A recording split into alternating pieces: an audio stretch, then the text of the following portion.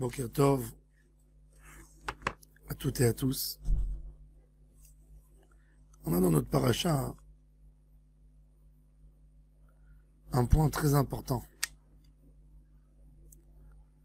Mais avant de commencer, je voudrais dire que ce shiur pour la guérison rapide de Eliyahu Ben Ruth Mesodi et de Daniel Tamaratou Bet Fortuné. De trouver le Emet dans la vie, c'est très compliqué. On parle tous du Emet, on veut le Emet, on adore le Emet. Mais on tombe souvent dans des pièges inimaginables. Même Moshe Rabbeinu peut tomber dans un piège. Lequel? Il faut savoir que les Rechaïm, il y a une chose qui les retient toujours dans leur position, c'est le mensonge. Tellement la personne se ment, qu'il se ment à lui-même. Mon Rav toujours, Zichrono Livracha, le Rav Naïvoner,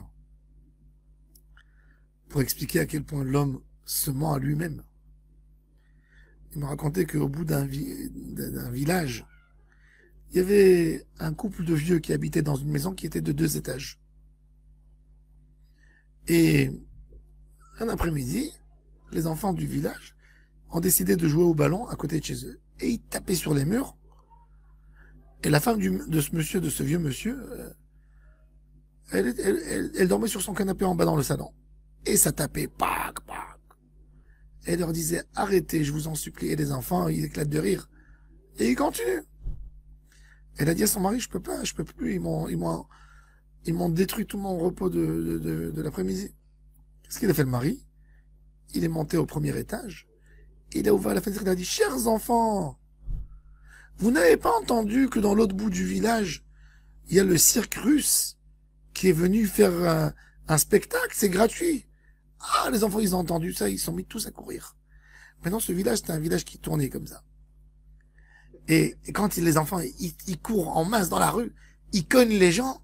Ils disent, mais où vous courez? Il dit, il y a un spectacle. Le cirque russe est arrivé. Et tout le monde court avec eux. Et finalement, ils passent de l'autre côté de la maison. Et eux, ils entendent comme une manifestation, un bruit infernal. Le vieux, il ouvre le balcon. Et il dit, où vous courez? Ils lui disent, il y a un spectacle du cirque des Russes. Lui aussi, il descend avec sa femme. Il dit, viens, on va au spectacle. L'homme, il se fait une image d'un mensonge qui le mobilise. Il y croit dans son mensonge. Il vit avec. Quand vous avez des gens qui vous disent, je pourrais pas être vraiment un religieux dans ma vie.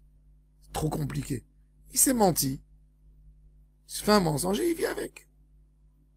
Quand un homme, il te dit, la Gemara, c'est pas pour moi. Je peux pas étudier. Il s'est mis dans la tête une idée. Il veut y croire. Il peut rester 50 ans sans goûter. Quand un homme, il te dit, je sais pas prier. Je prends le sidon, je sais pas. Il s'est menti, un mensonge. Paro, le Ham Israël, il vient chez lui, il veut le sortir d'Égypte.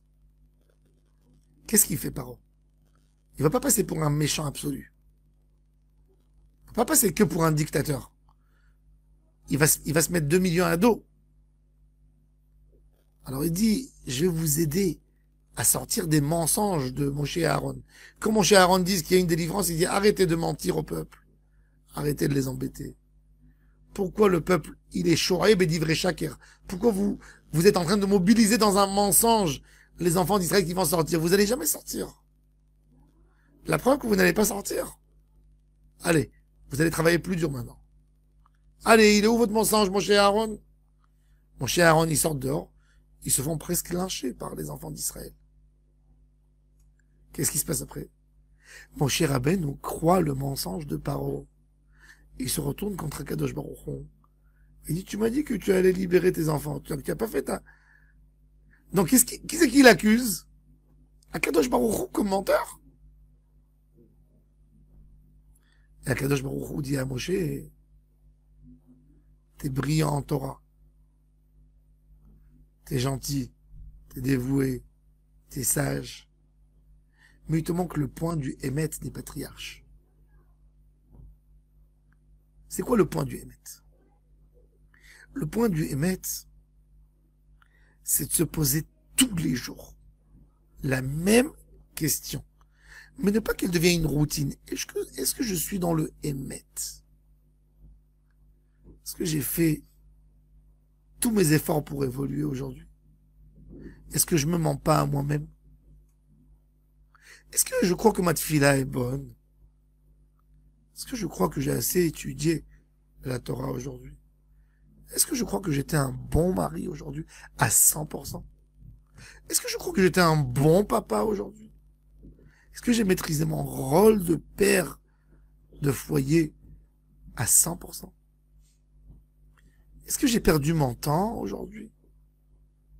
Mais se poser des vraies questions et avoir le courage de se répondre les bonnes réponses. Ça, c'est le Hémet d'Hachem. Un homme qui va dans ce Hémet, il évolue. Et Akadosh Baruch Hu dit à Moshe Rabbeinu, tu sais, je me suis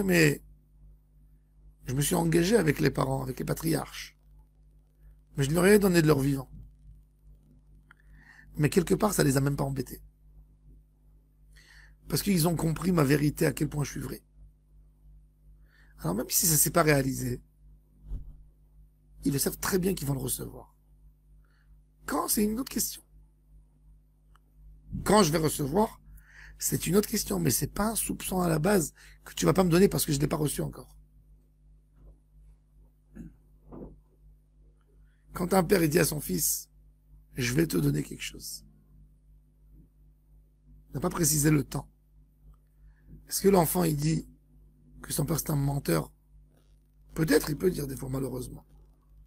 Mais quand quelqu'un il est convaincu que son père l'adore et il fera tout le nécessaire pour lui, est-ce qu'il peut dire il me donnera pas parce qu'il n'a pas vu? Il me donnera à un moment, à la convenance qu'il pourra, dans le moment où que moi je serai apte à recevoir. Un père veut donner à son fils. Est-ce qu'un père a décidé de donner à son fils une Rolex? Une belle Rolex. Il adore son fils. Le père a des moyens. Ce serait pas intelligent de la part du père s'il donne cette montre à son fils quand il a 7 ans. Il sort dehors, il va dans la cour, il tape le ballon, il casse. Même pour lui, c'est pas beau. Donc on attend qu'il soit mûr, qu'il comprenne la valeur des choses. Lui donner, là c'est un vrai bijou. Là, ça l'honore. Les Bnei Israël, même quand Kadosh Baruch Hu, il a promis. Mais des fois dans le Bnei Israël, il manque des choses. Abraham, Yitzhak et Yaakov ont travaillé une chose dans leur personnalité. Hachem, c'est du vrai. Après, toutes les questions ne nous embêtent pas. C'est que j'ai pas compris.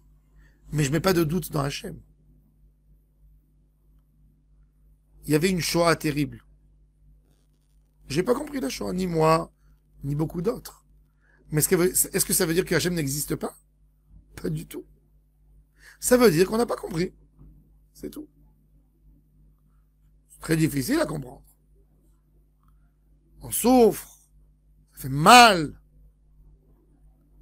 Mais ça ne veut pas dire qu'il n'y a pas Hachem.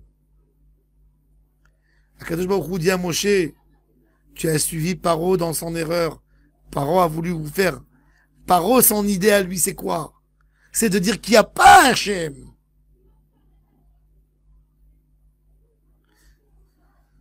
Paro, par sa haine par rapport au Ham Israël, il veut dire qu'il n'y a pas Hachem. Mais toi, pour ton amour pour Ham Israël, tu dis, il est où Hachem? Mais en fin de compte, au final, vous posez la même question. Toi et Paro. C'est pour ça qu'Akadosh Baruch Hu a dit à Moshe Rabbeinu, concentre-toi sur mon Hémet, sur mon existence. Dans la vie, nos paramètres, comment on doit se comporter dans la vie, n'est pas dû au résultat. Il y a un homme, il voit qu'il y a une, deux, trois, quatre, cinq personnes qui fréquentent un groupe, mais qui ont des affaires pas tout à fait honnêtes. Et ils voient qu'ils gagnent de l'argent. Ils vont à la synagogue. Ils sont honorés. Il y a des rabbins qui viennent chez eux, qui disent sur eux que c'est des tzadikim. Ils disent, je peux être moi aussi comme eux. C'est beau, mais c'est pas du Hémet. Ah, mais l'autre Rav, il est venu. T'as une question. T'as une vraie question. Peut-être le Rav, il a fait ça pour ne pas l'éloigner complètement. Alors il le reçoit, il enlace.